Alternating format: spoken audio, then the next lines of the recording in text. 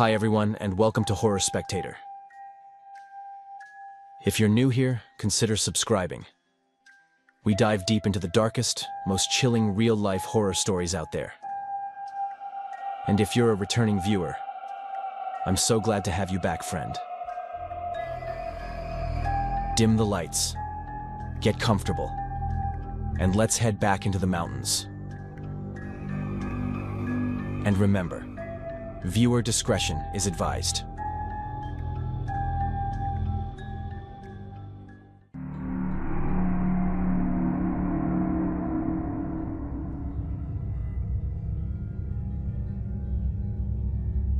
About 5 years ago, something happened that I still think about all the time, especially whenever people start talking about complicated family situations, old grudges, or the kind of secrets that seem to sit inside families for generations without ever really being talked about. It was one of the strangest and most unsettling periods of my life, and even now, looking back on it, there are parts of it that I still can't fully understand. My name is Dean, and I grew up in a remote part of Appalachia. I'm not going to say exactly where because I don't really want to draw attention to the area, but when I say remote, I mean remote. Right now there are probably 5 or 6 people living there, if that. Back when I was growing up, there were a few more. Maybe 30, maybe 50 people, depending on the year. Families came and went, people died, younger generations left for cities and never came back. Eventually, the place just started fading away. There were no jobs, no opportunities, no real future for anyone who wanted something beyond surviving from one month to the next. The reality is that when communities get that isolated, strange things start happening. Not supernatural things necessarily, just people. People living in their own worlds. People holding on to old feuds for decades. People developing habits and beliefs that seem completely normal to them because they've spent their entire lives surrounded by the same handful of individuals. Isolation does things to people, and that's something I didn't fully understand until I left. The person at the center of this story was a childhood friend of mine. These days he's in prison, and everything I'm about to tell you eventually played a role in how he ended up there. Growing up, we were close. But if I'm being honest, a lot of that closeness came from the simple fact that there weren't many other kids around. We were both homeschooled. Our mothers handled our education, and neither of us spent much time around people our own age. If there are only 2 boys within miles of each other, sooner or later they're going to become friends, whether they have much in common or not. Over time, we got used to each other. We played together, explored the woods together, got into trouble together.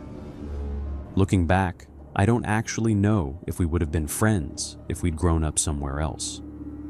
Maybe we would have gone in completely different directions. But out there, when you're surrounded by mountains and the nearest neighbor is half an hour away, friendships form differently. Then my family left. My parents finally reached a point where they couldn't justify staying any longer, and we moved away. At first, we kept in touch. Then life happened, and years passed. We'd occasionally send each other a message around birthdays or holidays, but that was about it. Eventually, there were stretches of 6 months or even a year where we didn't speak at all. At some point, both of his parents passed away, and I never really understood exactly what happened to them. All I know is that it was some kind of tragedy.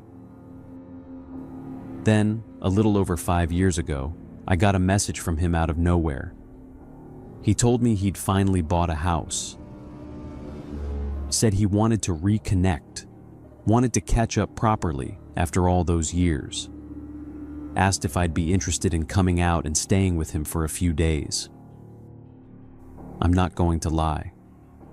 The message felt strange. We hadn't spoken consistently in almost 7 years. It wasn't like we'd been maintaining some long-distance friendship. We were practically strangers at that point. But at the same time, I didn't want to be rude. I didn't want him to feel like I'd left Appalachia and started looking down on people who stayed behind. I knew enough people who did that, acting like moving to a city suddenly made them better than everyone else. At the same time, I figured maybe he was feeling a little lonely out there, surrounded by people who were either very old or just had some pretty strange ideas about the world. So after thinking about it for a few days, I agreed.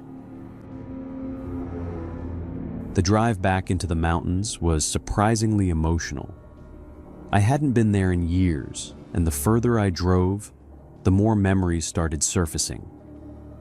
Old roads and familiar ridgelines. Places I hadn't thought about since I was a teenager. There's something difficult to explain about growing up in Appalachia. People leave all the time, but the mountains never really leave them. I know that sounds cliché, but anyone who spent enough time there probably understands exactly what I mean. By the time I was getting close, I actually felt pretty good about the decision. The awkwardness from the original message had mostly disappeared, replaced by a genuine curiosity about seeing someone who had once been such a huge part of my life. Then I saw the house, and I recognized it. As I pulled into the driveway, I found myself staring at it, trying to place where I'd seen it before. After a moment, it clicked. I was almost certain it had belonged to his uncle. I hadn't spent much time there growing up because my mother absolutely hated visiting that side of his family. In fact, she thought most of them were strange. She never openly forbade me from hanging out with him, but she definitely preferred when I didn't. So when I got out of the truck, I casually mentioned that I thought the house used to belong to his uncle, and his reaction was immediate. It wasn't explosive, but I saw something change in his expression. His smile faded slightly. His shoulders stiffened. For a second, he looked genuinely uncomfortable, maybe even annoyed. The moment passed quickly enough that someone else might not have noticed, but I did. Assuming I'd accidentally implied he'd inherited the place instead of earning it himself, I immediately changed the subject and started complimenting the property. The house looked good from the outside. The surrounding land was beautiful. I made sure the conversation moved away from ownership entirely, and that seemed to help, at least for a little while. The real problem started when I walked inside. The first thing that hit me was the smell. To put it bluntly, the place smelled like something had died in there. Not strongly enough to immediately send me running back outside, but strong enough that I noticed it instantly. It was a heavy, stale smell that seemed to hang in the air. A mixture of rot, mildew, and something else I couldn't quite identify. Now, I've spent plenty of time in old mountain homes. A lot of them smell strange because a lot of the older folks around there either don't have the habit or the ability to open the windows and let fresh air circulate through the house. Some haven't been properly maintained in decades, so I didn't immediately jump to conclusions. Instead, I made up an excuse. I told him I had asthma issues and asked if we could open some windows to get some fresh air moving through the house. Thankfully, he didn't question it. We opened several windows and spent the next half hour walking through the house while he showed me around. Most of the rooms looked normal enough, a little cluttered and a little neglected in places, but nothing too unusual. The bedroom I'd be using was clearly a guest room that hadn't been touched in a long time.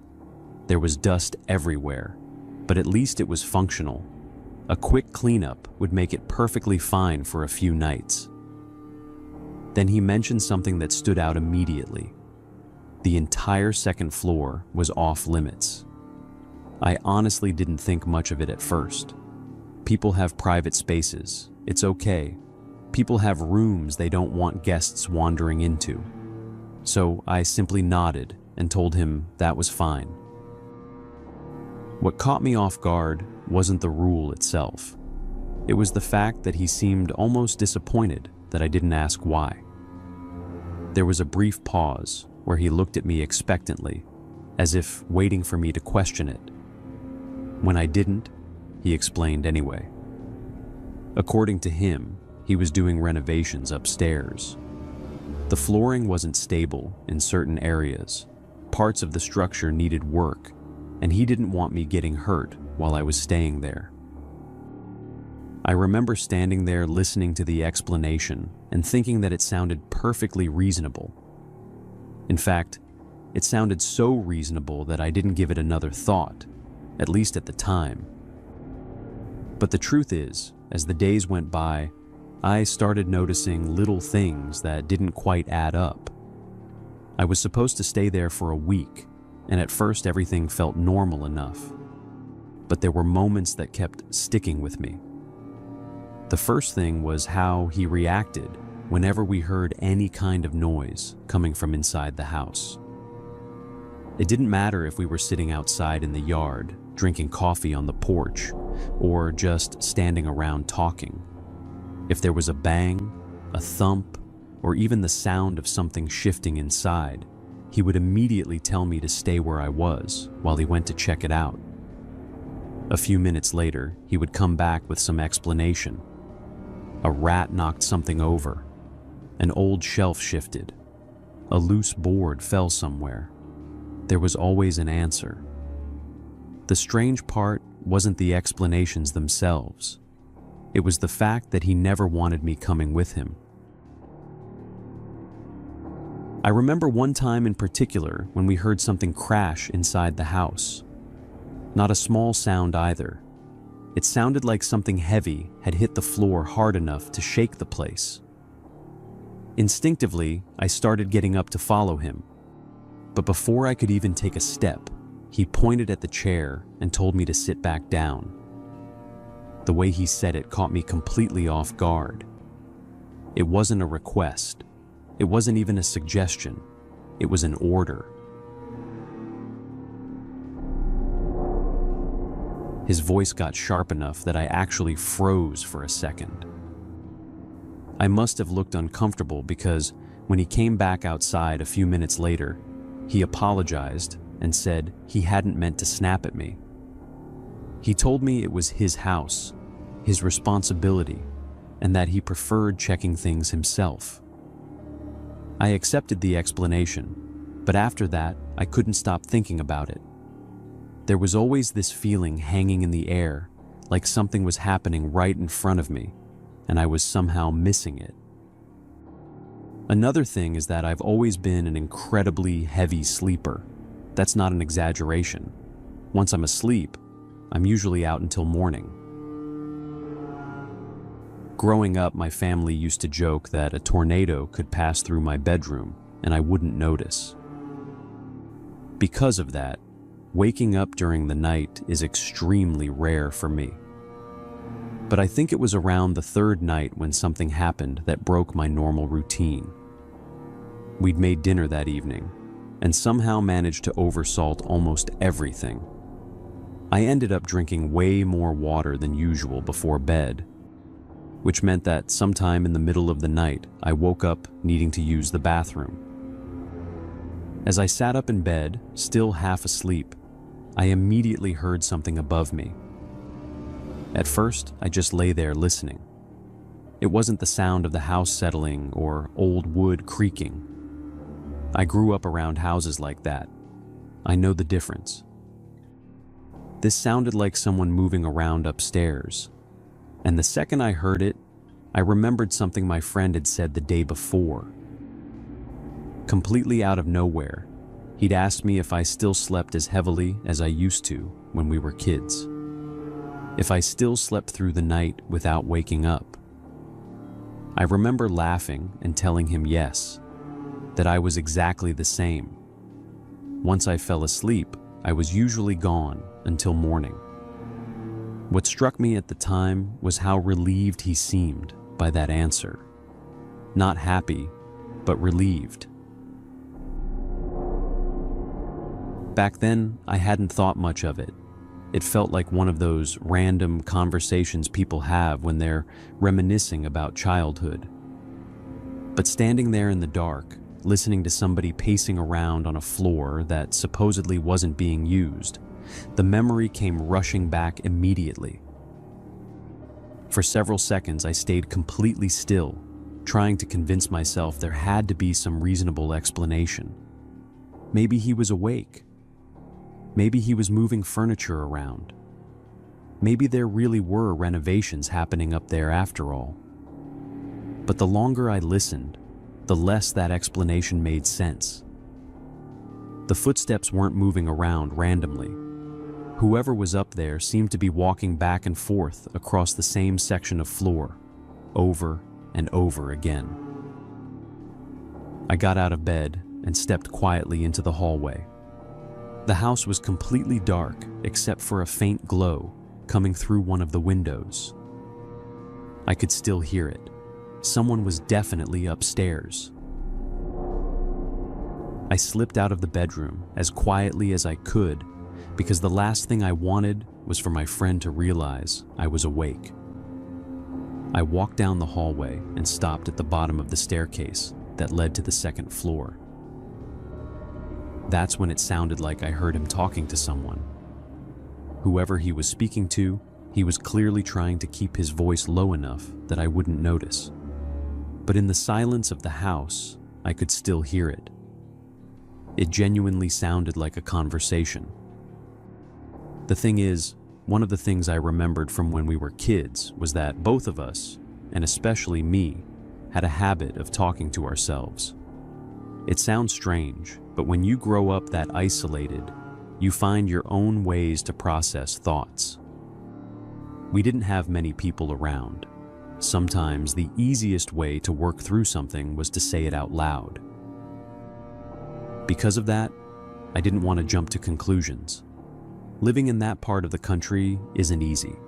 He's completely isolated, barely any neighbors, and some of the people who do live there have spent their entire lives in that valley and have no idea what the outside world even looks like.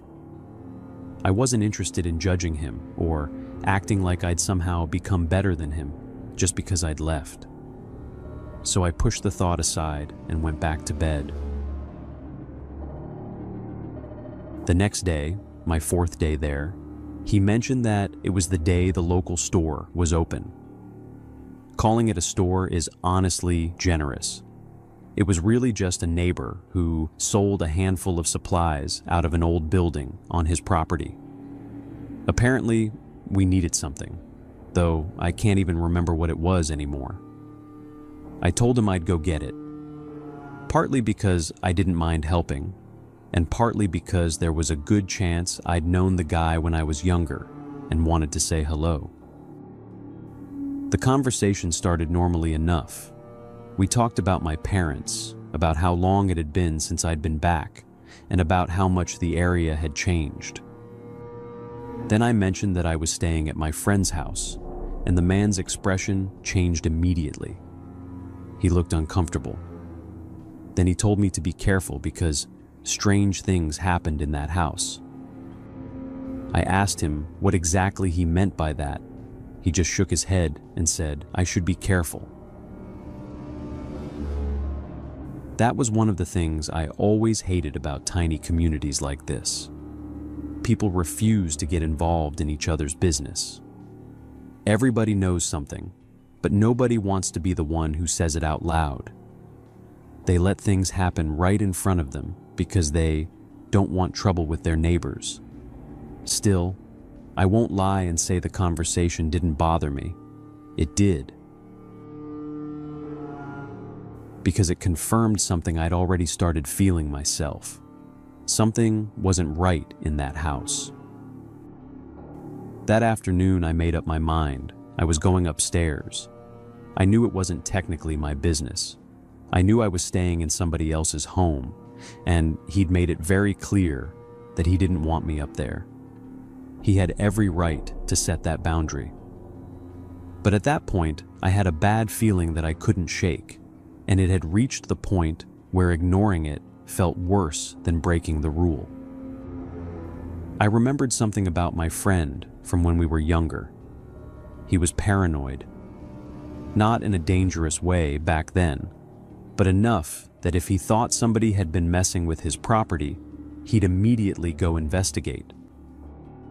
So when I got back from the store, I casually told him that I'd noticed the shed door standing open and thought somebody might have been inside.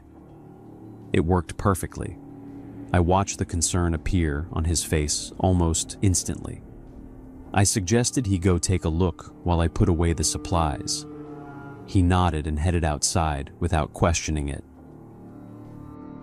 The second I heard the front door close behind him, I took off toward the staircase. I practically ran upstairs. When I reached the top, I found the door he'd always kept off limits. It wasn't even locked, so I opened it. And what I saw in that room still bothers me 5 years later. Sitting on a bed was his uncle. The same uncle we'd been afraid of as kids. The one we used to whisper about because something about him always felt off. Only now he looked much older, much weaker, and he was so thin that it looked like the bed was holding him together. What scared me the most wasn't seeing him in such a miserable condition, but seeing him tied to that bed in a way that was completely inhumane. My first thought was that he was heavily drugged, but not so heavily drugged that he couldn't understand what was happening. And the moment he saw me, something changed in his face. For the first time since I'd walked into the room, he looked hopeful. Then he managed to force out a single word. Help. That was all he said. At that point, I knew I had to move quickly. I didn't know exactly what was going on, but I knew enough to understand that whatever it was bad. Then I heard the front door downstairs close. My friend was coming back. I rushed downstairs as quietly as I could and tried to act normal. A few moments later, he called out, asking where I was. I told him I'd come back to my room because my stomach was bothering me and I needed to use the bathroom. Thankfully, he didn't question it. I locked myself inside and immediately called the police. I gave them the address and explained everything I'd seen. Then I waited. And that's when I heard his footsteps stop outside the bathroom door. The silence lasted only a second. Then he spoke. And I swear it was a voice I'd never heard from him before. He asked if I'd been upstairs. By then I knew he'd figured it out. I didn't know what he was going to do. I just knew it wasn't going to be good. The police were still a long way out. We were deep in the mountains, and help wasn't going to arrive quickly. So I didn't answer him, and for several seconds, neither of us said anything. Then I heard the doorknob start turning. At first, slowly, then harder. Then the entire door shook as he started throwing his weight against it. He shouted that he had a spare key, that I had nowhere to go, that sooner or later he'd be inside. And the worst part was that he was probably right. The only thing I could think of was the tiny bathroom window, and the second I heard him walk away, presumably to get the key, I forced the window open and climbed out. I was only on the first story, but the fall still messed up my leg pretty badly when I landed. But adrenaline took over, and I got up and ran. I made it into the woods and disappeared among the trees. As I moved farther into the forest, I could hear him calling my name somewhere behind me. He knew I'd escaped. He knew I was out there. And that terrified me because, unlike me, he actually knew those woods. I'd grown up there, sure, but I'd spent years living in the city. He still hunted there. He still spent his life in those mountains. If he wanted to find somebody in the forest, he'd probably find them eventually. That thought stayed with me every second I was hiding out there. But thankfully, I never had to find out. About 20 minutes later, maybe a little more, I heard sirens in the distance, and that was the end of it. The police arrested him that day.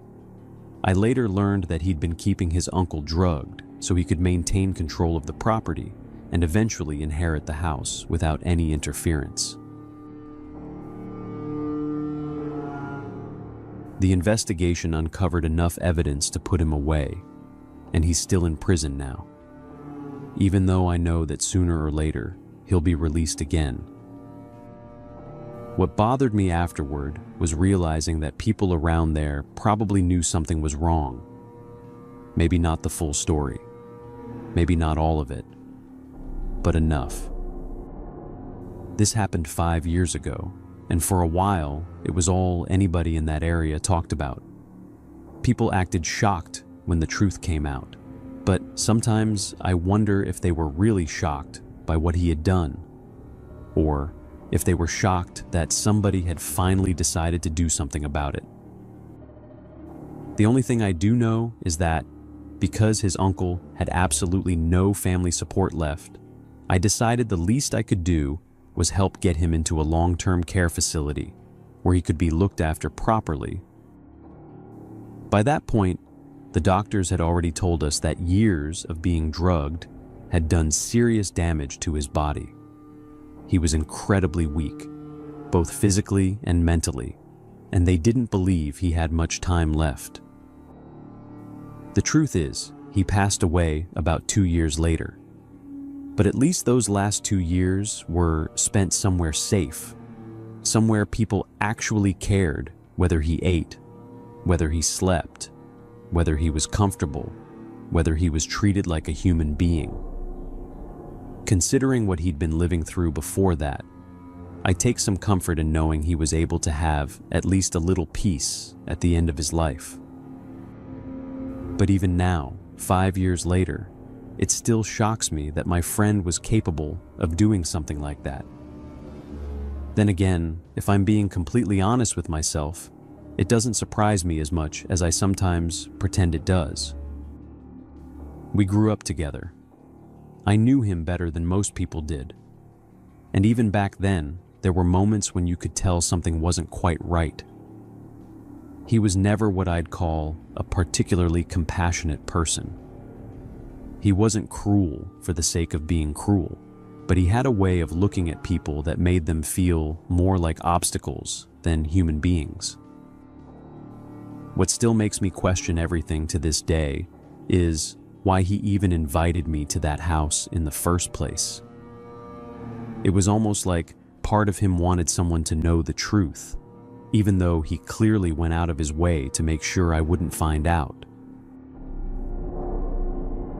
Maybe he really was that lonely and isolated, and between having company and eventually getting caught, he just chose the risk.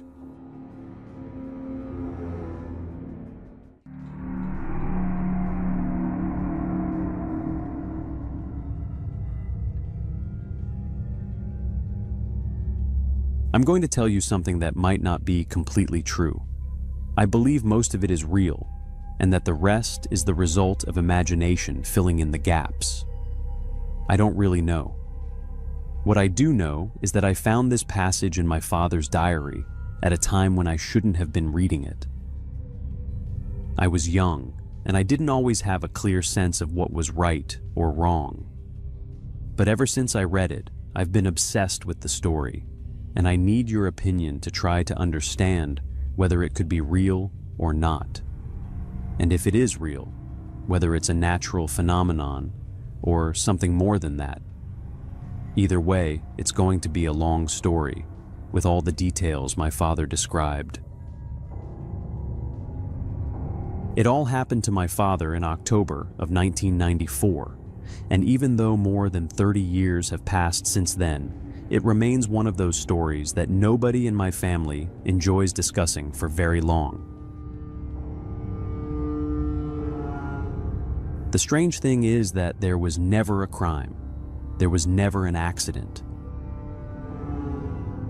And as far as anyone knows, nothing illegal happened during that trip. My father returned home physically unharmed. He wasn't attacked. He wasn't lost for days, and he never claimed to have witnessed anything supernatural. Yet whenever the subject came up over the years, a noticeable discomfort settled over the room. The story always ended the same way, with everyone becoming quiet and eventually changing the subject. As I got older, I began to understand why. Before I explain what happened, it's important to understand the place where it happened. Deep within the Great Smoky Mountains of western North Carolina lies an area known as Hazel Creek. Today, most visitors see the Smokies as endless forests, mountain ridges, streams, and hiking trails stretching across protected wilderness. What many people don't realize is that thousands of people once lived throughout those mountains. Entire communities occupied valleys that are now covered by trees. Families built farms, churches, schools, stores, and homes in places that modern visitors walk through without realizing they are standing where generations of people once lived their entire lives. Hazel Creek was one of those communities. Before World War II, it was home to hundreds of residents who made their living through farming, logging, and small local businesses. Then came the construction of Fontana Dam. The dam created Fontana Lake, flooding large sections of the region and cutting off direct access to many communities on the north side of the water. Families were forced to leave land that had belonged to them for generations. They were promised a road along the northern shoreline that would allow future access to the cemeteries and former settlements. But that road was never completed. Decades passed, forests reclaimed old fields, buildings collapsed, and roads disappeared beneath vegetation. The cemeteries remained, but many could only be reached by boat or by long hikes through the mountains. My father's family had roots in that area. His grandfather had spent part of his childhood near Hazel Creek before the relocation. Throughout his life, he told stories about orchards, church gatherings, mountain roads, and neighbors whose names had long since vanished from local memory. Most of those stories sounded ordinary when my father was young. They were simply stories about a place that no longer existed. But after his grandfather passed away in 1993, my father inherited several boxes filled with family photographs, handwritten notes, old letters, and property records dating back decades. What started as simple curiosity slowly became something closer to an obsession for him. Night after night, he sat at the kitchen table, sorting through fading photographs of people he barely recognized. Some images showed family members standing in front of houses that no longer existed. Others captured church picnics, school groups, and family gatherings in locations that had disappeared from maps generations earlier. The more he studied them, the more he became fascinated by the idea that entire communities had effectively been erased from the landscape. One photograph captured his attention more than any other. It showed a small farmhouse sitting at the base of a wooded hillside. Several apple trees stood behind the house, and a narrow dirt road curved through the foreground. Written on the back in faded pencil were only 4 words: Home Place, Hazel Creek, 1938. There was no address, no family name, and no indication of where exactly the picture had been taken. For months, my father found himself returning to that photograph. Eventually, he decided that he wanted to see whatever remained of the area for himself. He knew the house was gone. He knew the road had likely disappeared decades earlier. Still, he wanted to walk the same ground his family had once known. In early October, he arranged transportation across Fontana Lake with a local boat service that regularly carried fishermen and hikers into remote sections of the national park. The trip itself wasn't unusual. People made similar crossings every year. The weather forecast predicted mild temperatures, clear visibility, and calm water. He packed a small backpack containing food, water, a flashlight, a topographic map, and several copies of old family photographs. His plan was straightforward. He would spend the day exploring old trails, visit a family cemetery, attempt to locate the approximate area shown in the photograph, and return on the afternoon boat. The morning began before sunrise. A thin layer of fog hovered over Fontana Lake as the boat departed from the marina. The mountains surrounding the water rose sharply into the darkness, their ridgelines barely visible against the fading night sky.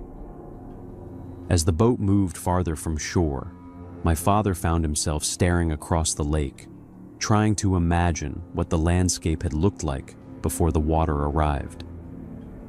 Somewhere beneath the surface lay roads that people had once traveled every day. Foundations remained submerged beneath dozens of feet of water. Entire sections of local history rested below the lake, invisible to everyone passing overhead. The crossing lasted less than an hour, but according to my father, it felt much longer. There was something unsettling about moving through a place where the geography itself represented a permanent loss. By mid-morning, he stepped onto the shoreline near Hazel Creek. A handful of fishermen headed in one direction while a group of backpackers disappeared into the forest. Within minutes, he found himself completely alone. The trail followed the creek through a broad valley surrounded by steep ridges that climbed thousands of feet toward the skyline. The forest was dense but beautiful, dominated by hardwoods beginning to display the first signs of autumn color. Sunlight filtered through the canopy and reflected off the creek, creating flashes of silver between the trees. For the first hour, the hike felt peaceful. The trail was well maintained, and the sounds of flowing water accompanied him almost constantly. As he moved deeper into the valley, however, subtle reminders of the past began appearing around him. He passed old stone walls standing alone among the trees. He noticed clusters of daffodils growing far from any modern settlement. Several ancient apple trees still produced fruit despite decades of neglect. In multiple locations, rectangular depressions in the ground suggested the outlines of long collapsed structures. None of these discoveries were scary on their own, but together they created a strange impression. It felt less like hiking through wilderness and more like walking through the remains of a forgotten civilization that had been slowly consumed by nature. Everywhere he looked, evidence of former lives remained hidden just beneath the surface. Around noon, he reached one of the old family cemeteries. The site sat on a gentle rise above the creek, surrounded by towering trees. Moss covered many of the headstones, and fallen leaves had gathered between the graves. Some markers remained clearly readable, while others had become nearly impossible to decipher. He spent over an hour there, comparing names against family records and studying dates. Entire generations rested beneath those trees. infants, farmers, mothers, veterans, children. Some had lived long lives. Others had died before reaching adulthood. Looking across the cemetery, my father became aware of how isolated these graves had become. The people buried there once lived within walking distance of one another. They attended the same churches, shared meals, worked together, and raised families in neighboring valleys. Now their descendants often needed boats simply to visit them. After leaving the cemetery, he decided to continue farther up the valley than originally planned. The weather remained perfect, and he felt confident navigating the area. Using old photographs and a topographic map, he began searching for landmarks that might help identify the location of the farmhouse. Several hours passed. He crossed small streams, followed sections of abandoned roadbeds, and explored clearings where buildings had once stood. Eventually, he discovered a hillside containing several ancient apple trees remarkably similar to those visible in the photograph. Nearby, hidden beneath thick vegetation, lay the remains of a stone foundation. For the first time all day, he felt convinced he had found something significant. Then he noticed the footprints. The soil surrounding the foundation was soft from rainfall earlier that week. Several clear boot prints crossed the area. They weren't old. They appeared recent enough that their edges remained sharply defined. At first, he assumed they belonged to another hiker. That wouldn't have been unusual. But after examining them more closely, he realized something interesting. Whoever had left them seemed to have spent considerable time around the site and was barefoot. The tracks circled the foundation repeatedly before disappearing into the woods beyond the orchard. Someone had been there, and not very long ago. At that moment, my father experienced something he later struggled to explain. It wasn't fear, exactly. It was a growing awareness that despite the vast isolation surrounding him, he might not be alone in the valley after all. And as the afternoon sunlight began sinking lower between the ridges, that feeling only grew stronger. The feeling followed him for the next hour, not as a sudden burst of fear, but as a slow and persistent awareness that refused to leave his mind. He continued exploring the hillside, examining the foundation and comparing it to the old photograph he had carried all day, but his attention kept drifting back toward the woods surrounding him. The forest itself appeared completely normal. Sunlight still filtered through the trees. Squirrels moved through the undergrowth. The creek could be heard in the distance below the slope. Nothing about the environment suggested danger. Yet every so often he would stop what he was doing and look over his shoulder without really knowing why. It was almost as if someone was there with him without actually being there. Every now and then, he would walk through pockets of air that felt noticeably colder than the surrounding forest. And on more than one occasion, he experienced the unsettling sensation of something lightly brushing against him, just enough to send a chill down his spine. Yet whenever he stopped and looked over his shoulder, there was nothing there. No person, no animal, nothing that could explain it. He eventually convinced himself that the isolation was playing tricks on his mind. After all, spending hours alone in a remote valley has a way of heightening your senses and making ordinary things feel far more significant than they really are. Another thing is that the topography of Hazel Creek has a strange effect on perception.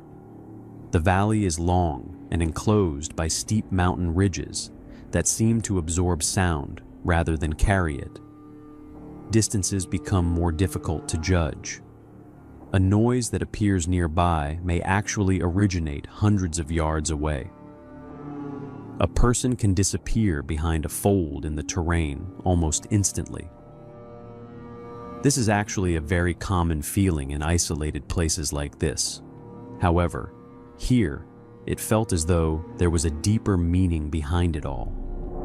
Even during daylight, there are sections where the forest feels isolated in a way that is difficult to describe unless you've spent time in remote mountain country. My father had hunted and fished throughout Appalachia for years, so solitude was nothing new to him. What unsettled him was the growing sense that he was standing inside a place that still belonged to someone, even though almost everyone connected to it had been gone for decades.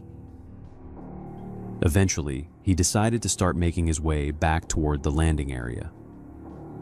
The return boat wasn't scheduled until later that afternoon, but mountain daylight disappears quickly in October, especially inside deep valleys where the ridgelines block the sun long before sunset. He packed away the photographs, took one last look at the foundation, and began following what appeared to be an old roadbed leading downhill. As my father continued moving downhill, following what he believed to be the remains of the old roadbed, he began to notice something that hadn't been there earlier in the day, a subtle but persistent sense of disorientation that didn't make much sense given his experience in terrain like that. Up until that point, he had navigated without any real difficulty, reading the land the way he always had, keeping track of the creek, the slope of the ridges, the direction of the light. But now it felt like those reference points were slipping away from him. At the same time, the strange sensations he had brushed off earlier started becoming more noticeable. The colder pockets of air seemed more frequent, more defined, and that faint feeling of something brushing against him, like fingertips just barely grazing his arm or the back of his neck, was no longer something he could easily ignore. It wasn't constant, but it happened often enough that it began to get inside his head, making it harder for him to focus on where he was going.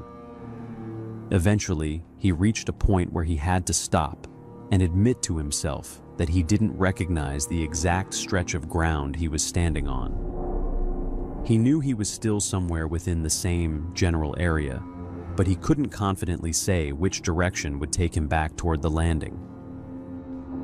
That was when the realization hit him that the moment he actively tried to leave, the confusion had actually gotten worse. Not long after that, he heard something behind him that immediately stood out from the background noise of the forest.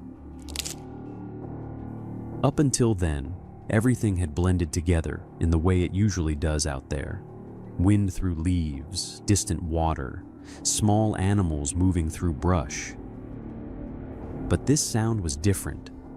It had weight to it, a distinct snap like something solid pressing down on a dry piece of wood. He turned quickly, and for a brief moment, he saw a figure. It was a man, partially concealed behind a cluster of trees, standing still enough that if my father hadn't turned at exactly that moment, he probably wouldn't have noticed him at all. The reaction was immediate and instinctive. He didn't call out, didn't try to figure out who it was or what they were doing there. He just ran. The situation made no sense to him, being watched in a place that isolated, already disoriented, already unsettled. And the idea of someone deliberately hiding from him was enough to push him into a bit of panic. He moved as fast as he could through the trees, trying to put as much distance as possible between himself and whatever he had just seen. The problem was that no matter how far he went, it didn't feel like he was actually getting anywhere. The terrain began to feel repetitive in a way that didn't line up with how he had come through it earlier. He would pass a cluster of rocks, a fallen tree, a bend in the slope, and then, minutes later, see something that looked almost identical. At first, he told himself it was just the nature of the forest, that everything starts to look the same when you're tired and moving too fast. But deep down, he knew that wasn't entirely true. There was a growing sense that he was circling without meaning to, that he was being pulled back into the same space over and over again. At some point, he became aware of a voice behind him. It wasn't loud, it didn't echo, but it was close enough that it cut through everything else. It was calling out to him, telling him to stop, to wait. By then, the fear had shifted into something more desperate. It wasn't just about being followed anymore. It was about not being able to leave, about the possibility that he might actually be stuck there with no clear way back.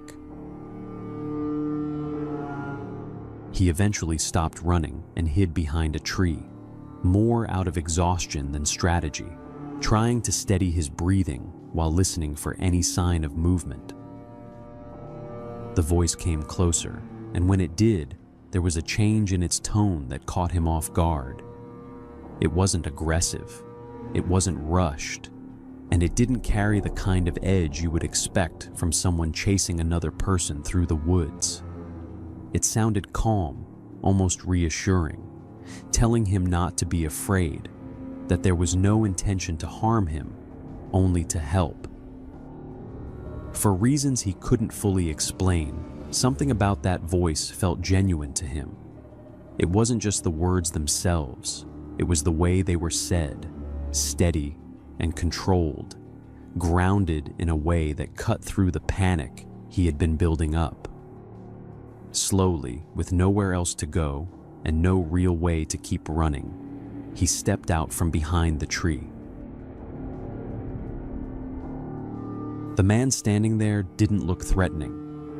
There was nothing outwardly strange about him, despite his clothing and the sense of isolation weighing on him. There was something in his presence that made it clear he belonged there in a way my father did not. He explained, without urgency, that the area they were in wasn't like the rest of the mountains, that people who wandered too far into certain parts of it didn't always find their way back out. He described it less like a physical trap and more like something that held on to people, something tied to what remained of the place and the lives that had once filled it. According to him, there were forces there, whether you called them spirits or something else, that interfered with a person's sense of direction, their perception, even their emotions, making it harder and harder to leave the longer they stayed. He said his family had lived in that area for generations, long enough that he had learned how to exist within it without being affected in the same way, and that over time, helping others find their way out had become something close to a responsibility for him. Not everyone made it. Some people, he said, never managed to break free from that confusion and eventually lost themselves completely. My father later wrote that what convinced him wasn't just what the man said, but the way he said it, and more than that, the look in his eyes. There was a warmth there that didn't match the isolation of the place, something steady and human that grounded everything else he was hearing. It made it easier to believe that this wasn't a trick, that this wasn't another layer of whatever had been affecting him. The man showed him a direction, pointing out a path that didn't look any different from the others at first glance. But once my father started following it, something shifted. The confusion that had been building in his head began to ease, not all at once, but enough for him to recognize landmarks again, to feel like he was actually moving somewhere instead of in circles. Eventually, he found his way back to the main trail, and from there, back to the shoreline where the boat was scheduled to pick him up. He made it just in time. According to him, if he had been even a few minutes later, he would have missed it entirely. He thanked the man before leaving, though he never described exactly how that moment ended, only that he turned back once and the man was no longer there in the way you would expect someone to be if they had just been standing nearby. After that, he returned home physically unharmed, just like I said at the beginning. Nothing had happened that could be easily explained as an injury or an incident. But something about him had changed. It wasn't obvious at first, and it wasn't anything outwardly alarming. It was more subtle than that, like a weight that hadn't been there before. He became quieter, more withdrawn at times, as if part of him was still somewhere else, still trying to process something he couldn't fully put into words. I've tried to talk to him about it over the years, though never directly in a way that would make it clear I had read his journal. I think he suspects that I have, even if he's never said it. The truth is, I don't know what to believe about what he experienced. There are explanations, natural ones, psychological ones, things about isolation and terrain that can affect the mind in ways people underestimate.